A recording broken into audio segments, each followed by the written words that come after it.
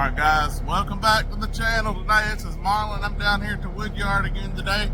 Today I wanted to show you a very, very happy truck driver. There's Proud Mary right there. We got her back. This thing never ran right ever since it's been overhauled. Little Bill's diesel out of Lexington, Tennessee. He's a good friend of mine. It is very hard. You saw him. We featured him or talked about him. He got a new turbo for Emily's truck. Well, he just does heads. He just reconditions heads mostly, and he is extremely busy. I'm telling you, that man stays covered up resurfacing, rebuilding heads. But his real expertise is building these old Cummins motors. He is a Cummins man, and he builds these Cummins motors, 400s mostly, marine cam. He'll get 600 horsepower out of them and put them in towboats and stuff. So that's really what he does. It's really hard to get him to be able to work on anything like this. But he's a good friend of mine. We trade firewood back and forth. He saw that I was hurting, needed some help. My truck wasn't running right, never has. My red truck ain't running right either. It's up there now. He's gonna fix it. So he gets through here and he straightens this truck out. He had it for about 2 or 3 weeks. I know his schedule's tight, and I don't, if he agrees to fix something, I know to let him have the time to do it. And he got it fixed out. I'm telling you, this truck runs like a absolute champ. Hammer hit, and Hammer is so happy. Hit that thing hard. I don't see that thing black smoke.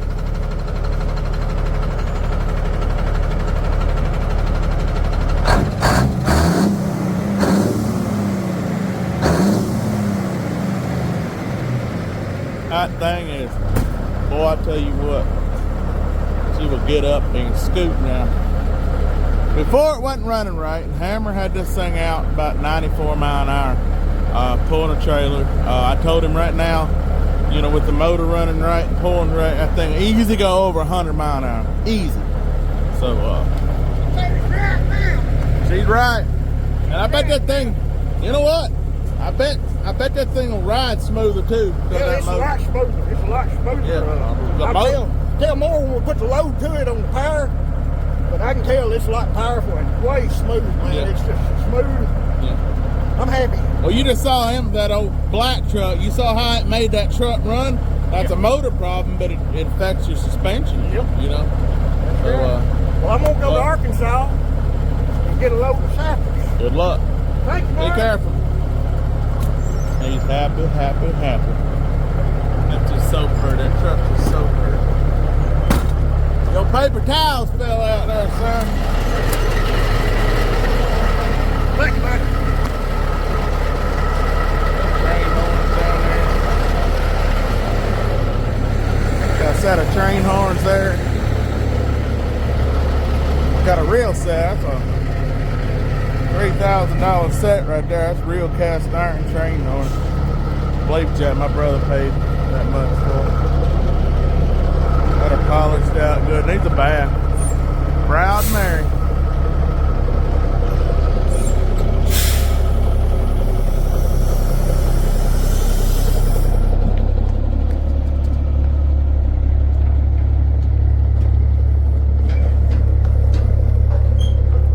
On to Arkansas.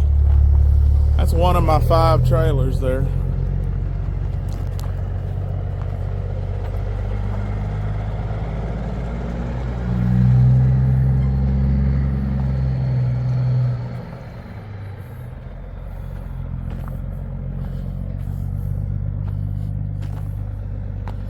Oh, that truck running so smooth. Goodness gracious.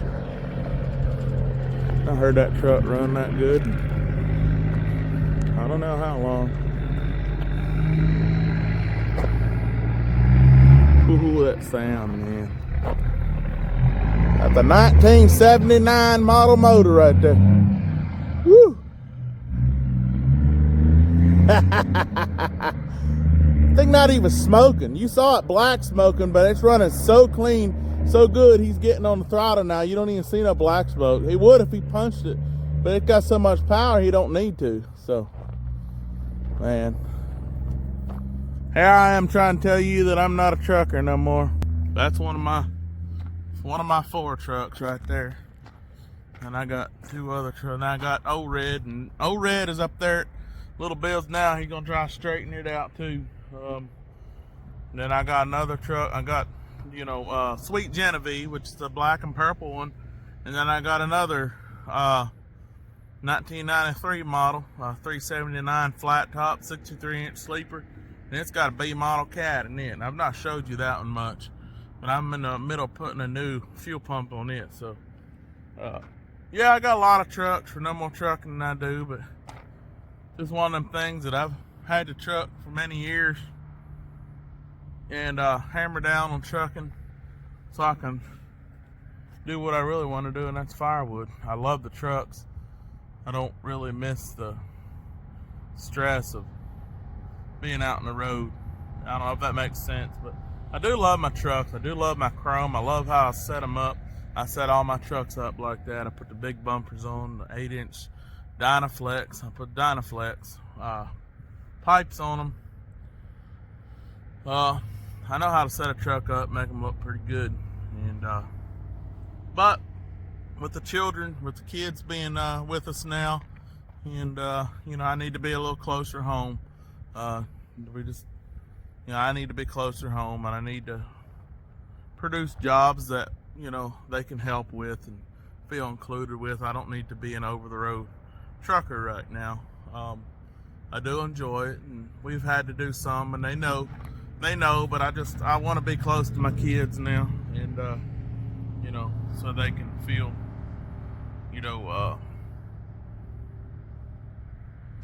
I don't know, a little more secure maybe right now, this time in their life. And then I got another little one on the way, of course.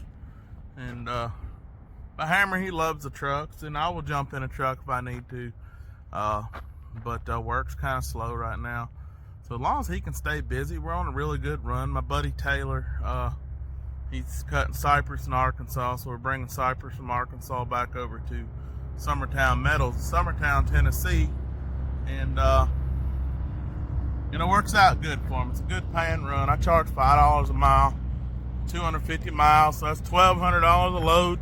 Hammer gets 5 loads a week. That's $6,250 a week for that truck, if he makes 5 loads. That's pretty good money for me. I'm not gonna complain at that, for one truck, that's $6,000 a week, 4 weeks in a month. That's $24,000 a month for that one truck. So, Hammer makes some good money. I pay him 30% of what the truck makes, so he makes a good paycheck. He really does, when he can stay busy. Some weeks just ain't been working out that way, but yeah, I'm very thankful. Glad for my trucks. Not gonna sell one of them. I don't owe nothing on them, so if there is no work for them, they can just sit. They're not burning a hole in my pocket. We sold $100 worth last night or this morning at our stand out here, so we're happy for that. I'm gonna spin you around here. We're getting more wood stacked in. So yeah, y'all saw yesterday's video. I'm buying wood from Little Joe. We're getting it stacked back up here. That's beautiful. That's Little Joe's wood right there. I bought 16 face cords from him. We're getting it stocked back up again. It's dry for the most part, 20% or less, most of it. And we're re-splitting a lot of it because his wood is bigger than mine normally. I know that sounds bad, but hey, gotta make a joke somewhere or another. A Little Joe, it's his wood, and he does got a few packer poles in there, but that's stove size wood. I need bundle grade wood. A lot of that's good ash right there. Yeah, so we're gonna see how this works out for us. Buying some wood. It's cleaned him out. It's hard to find dry season wood right now. he had it, and I said I want it, and he made a deal on it, and we got it.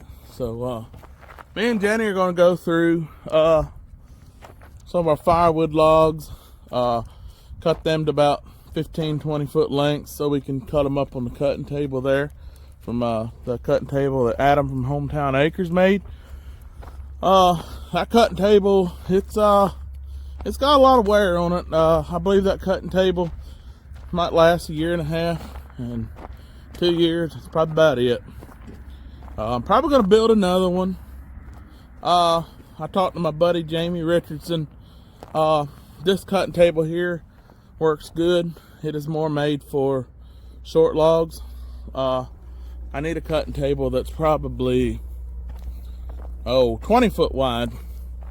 So Jamie's probably going to build me one that's probably comes out to at least right here, so we can put big long logs on it. We'll probably put bigger timber frames on it, probably timber frames as wide as that right there. So more like cross tie ends, probably cross tie size timber frames. The only part that'll be wood is down there where we cut. The rest of it will be a metal log deck. So yeah, that's a lot of stuff in the works. Me and Jenny probably gonna go down, and we're gonna go get some pallets this afternoon too. So we'll probably do that this afternoon. I'm probably gonna keep on stacking my wood. I think about it. I think about getting a processor. I can get a processor if I want to. I'm just so afraid. I'm too picky for a wood processor. I'm just so afraid my quality is going to go down. I would need a tumbler if I had a processor. To me, and I've said it, and you're probably tired of hearing me say it, but that is the ultimate setup right there. I mean, a man could have 2 or 3 of them in there, and if you needed the extra production, and make beautiful wood all day long. No trash. Very, very, very little trash. I'm also thinking that I need to sell my wood for more, because this being sold out in November is crazy. I think we've sold close to 100 cord this year so far. So about 300 ricks we're sitting at right now. It's good. I believe this month we're going to hit $10,000 in firewood sales. Easy, if not more. It's projecting to be more, but you know, you can always hit a slump after Thanksgiving. One thing that's going to help us is a bigger bucking table where we can lay out these big long poles. That might help us some. I know our bottleneck is stacking. I know our bottleneck is cutting up. I get that. But when I do it that way, I get perfect wood every time. Perfect wood. And, you know, I think I'm going to go up to $150 for seasoned firewood next year. Right now, it's going to be $125 face cord if you want to come get it processed right on your trailer. Not green wood, but you know, it could be green wood or fresh split woods on $125. I'm going up to $1.50 a mile to deliver, $25 to stack. Now that's probably cheap to some of y'all. Some of y'all that's probably expensive. But I'm in this business to make money. I just went over a little bit of stats on what I can make in a truck hauling. So it's like I told somebody yesterday, maybe me and Joe talked about it, I'm not sure, but this firewood business has turned into a full-time business. It can be. I've got to make some decisions whether I want to do this full-time or part-time. If I do it full-time, I cannot be selling cheap firewood. I shouldn't be sold out of firewood. I should have charged $150 from the get-go. I guarantee you I've sold every bit of it. Am I going to be more expensive than everybody else around here? Probably. But you know what? I'm going to have firewood when all them guys are out. That's just the bottom line. When they're out and there's no firewood, or all there is some fly-by-night person cutting green wood and trying to sell it, they're gonna be, you know, and I'm gonna probably have to go find some more seasoned wood. There's one other guy, I think I got some. I may buy everything he's got. And but I can't be running out of seasoned wood in the wintertime. And I'm out now. I mean, it's just ridiculous. I should have cut more. But so I'm gonna go up on my price. They say when you sell out that quick, that means you're too cheap. And I'm at a prime location here. I mean, just a wonderful location. When people see all that wood stacked out through there, they come in, they don't ask questions. I mean, I'm selling my hickory all day long for $150, and people are buying it for stove wood because it's the only dry thing I got. So I'm gonna go up to $150 on my seasoned wood. Right now, as of this year, you can still get fresh split wood for $125, but I'm going up. I was $1 a mile to deliver, going up to $1.50 a mile. That helps, and then $25 a rick to stack it. I mean, I got to get paid. I'm tired of doing all that work for a little bit of nothing for $100. I'm not doing it. So anyway, guys, just wanted to give you an update. Me and Jenny are gonna get busy here, but hey, I sure appreciate all y'all, and we'll catch y'all next video.